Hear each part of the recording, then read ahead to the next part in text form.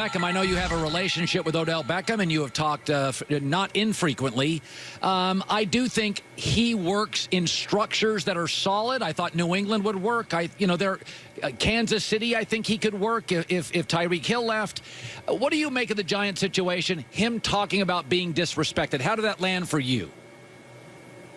Well, I thought it was odd timing, and then you're right. I talked to Odell actually about this yesterday, and the first thing he brought up was that timing is everything. He did this interview a few months ago, shortly after he had been traded, when it was still raw. Okay. It then posts now when he's looking ahead to what's going on with the Browns. Listen, you can call it a gift or a curse. It's probably a bit of both. Odell Beckham Jr. is going to answer the question he is asked, even if it's better for him to zip it. And he thinks honesty is always a defense when in team sports, especially the strict, almost militaristic culture of the NFL, honesty is not always a defense. And so, like, in that interview, he gave some of the most profound and evolved, and I would argue important answers on athlete sexuality and his own sexuality I've ever heard an NFL player give. But it's lost in the wash because he also said, I thought about retiring, but also I'm going to break Jerry Rice's record and screw the Giants. And so, like, he can't get out of his own way in some regards. Yeah. With all that said, he's going to be one of the three most productive receivers in football this year. Baker's the best quarterback he's ever had. This is the best team he's ever been on, and he's going to be awesome. So I don't know how much any of that's actually going to matter in a couple of months. Yeah, I agree with all. I think his production is going to be absurd. I do think he and Landry, it'll be interesting to see how they divvy up the catches. They have Njoku at tight end, who's also remarkable. So a lot of mouths to feed. But I do agree, if you're a fantasy football player, you know, I'd have a lot of Cleveland Browns offensive players on it. I don't disagree with that. Yep. So The Athletic came out yesterday with a list of their best quarterbacks. They had 8, and I didn't disagree with any of them. So I hear you have your 7 best guys in the NFL. What is give me your galaxy, your top 7.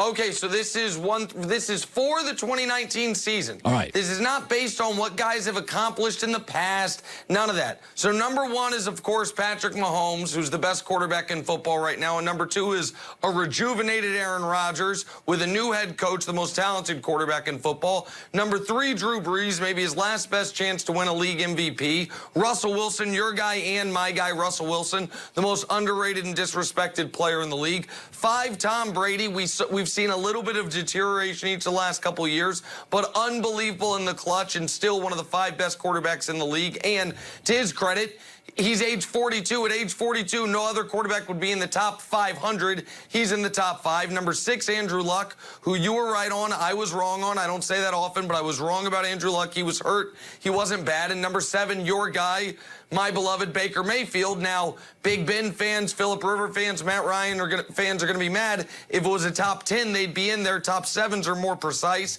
I don't like top 8 being elite. That's a quarter of the league. Let's have some real exclusivity here. There's your top 7. Aside from Baker, what could you possibly argue with there? It's a perfect list. I like Matt Ryan more than Baker at this point. I do like Big Ben, although the criticisms of him are absolutely fair. His precision is hit and miss, and there's some leadership issues that cannot be denied. I don't have Baker in my top 10, but I have him in my top 15. So you have him a little higher. Nice. I don't. I am. Okay. What, Carson Wentz? You don't have him anywhere? Deshaun Watson? Well, here's the thing. You're like the NBA fans that are like, here's my top 5 players in the league. Here's 11 guys. Okay, so take Baker out of it. Of those top 6 guys, if you want Big Ben, Matt Ryan, Carson Wentz, any of those in the top 6, who you taking out? Let me ask you this. Who gets left out? Let me ask you this. You can start your franchise tomorrow. Deshaun Watson, Baker Mayfield. Mahomes. No. Baker. You take Baker over Deshaun Watson. Baker. I would not. Absolutely. Have you watched? Is your TV working? No, listen, and I used to live in Houston. I covered Deshaun. Here's the thing. Deshaun, both remarkable players in college, both winners in college. Deshaun won at a slightly higher level. Baker had better statistical production. Every person I've ever met that has spent time with Baker Mayfield, well, every person except for maybe one person I've met that spent time with Baker Mayfield, has come away from it saying, my God, the guy just has this it factor, the charisma, just, it's effusive. And I think that matters at the quarterback position. Also, we're not in a vacuum, and Bill O'Brien is going to get Deshaun Watson killed. I mean, they haven't been able to build an offensive line there for 3 years. They weren't able to this year either. I really do like Deshaun. I think the AFC with Mahomes, Baker, Deshaun, and now all of a sudden elder statesman Andrew Luck, once Brady, Rivers, and Big Ben finally let go of the reins, the AFC is going to be in good hands. And hey, that team with the Jets, Darnold, he might go 8-8 one day as well, which will make you happy. So there's a bunch of really good young quarterbacks out there. Let's shift to the Dallas Cowboys. Ezekiel Elliott. I'm calling him now TM Zeke. I find in the offseason, I don't want to pay him. I find in Week 8 against the Eagles, trailing in the fourth quarter, I do want to pay him. Could I make the argument that if Dak was as talented as a Patrick Mahomes, a Russell Wilson, that you could let Zeke go? But some of the reasons the Cowboys put up with the nonsense is they still don't know what they have with Dak. 100% agree. This is spot on, and this is why the Cowboys, I fear for Cowboy fans, are about to make a franchise-changing wrong decision, which is paying Dak because of his position rather than Zeke because of his greatness. The reason Zeke's so important is because your quarterback is limited. When the best things you can say about a quarterback is he's always out there, that's the old, oh my gosh, let me tell you about their personality. Important, but maybe not the selling point. And so Dak is good enough in this league with a great offensive line, a very good wide receiver, a great running back, a good defense.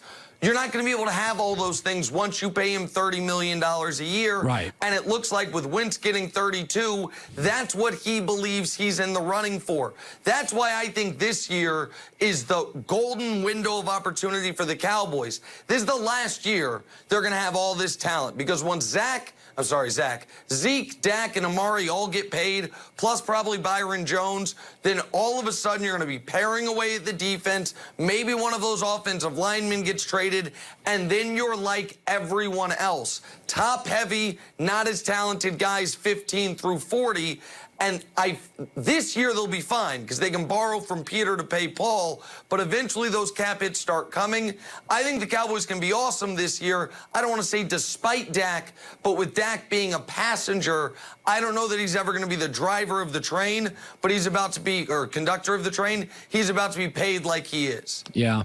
I want to wrap it up with Zion signing with the Jordan brand. I do see a lot of NFL players, you go to Twitter, you go to social media, and baseball guys get 12-year contracts, and then basketball guys, 18-year-old guys get shoe deals, and the NFL guys are saying, look at our league, look at our popularity, look at our ratings, look at our commerce. But my takeaway is Zion could change the league. Sam Darnold and Baker could just change New York and Cleveland. I think he's worth every penny. What say you? Yeah, listen, this is NFL guys are smart. I understand in the moment people see numbers and jealousy comes about, or a lot of these guys maybe thought they could have been NBA players. But this is just simple math. There's 5 times as many players in the NFL. So the contracts are going to be different. Even if the NFL generates more money, it doesn't generate 5 times the revenue. The NBA superstar is the most valued commodity in sports. The only thing in the NFL, or person in the NFL, I should say, that comes close to it are star quarterbacks, and they get paid like NBA superstars.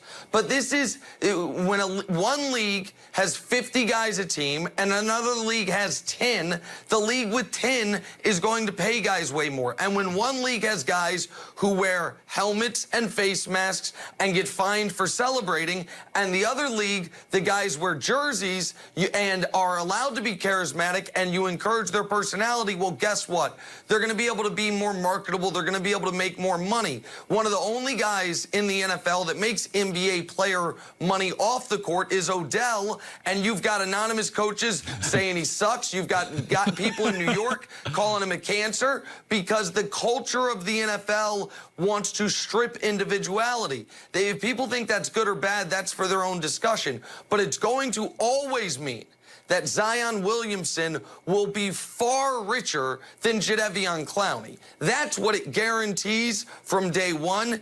And the only thing NFL guys can do is teach their sons to dribble instead of tackle because it's not changing. That's funny. Nick Wright, who just looks fantastic in the New York summer. The heat wave, I've been told, is over. Enjoy the next month until football starts, my friend. Thank you. You as well. Good to see you, Colin. Good to see you, Joy. Have a great rest of your day. All right. Coming up next, why being likable and relatable and good in the room can make you rich. Being a nice guy, a nice person, even if you're a star, can make you rich. That's coming up. With the Discover It Miles card, you can go further than you've ever gone before. Sun in your face, book in your hand. Yeah, that further. Because the Discover It Miles card offers unlimited 1.5 miles on every purchase. They automatically match all the miles you earn into the first year. 35,000 becomes 70. Just that easy. Get out there with your Discover It Miles card today. Learn more at discover.com/travel. It's for new card members only, and limitations do apply. Like the sun in your face, book in your hands, kids playing in the sand further. You can go further than ever you've gone before with a Discover It Miles card.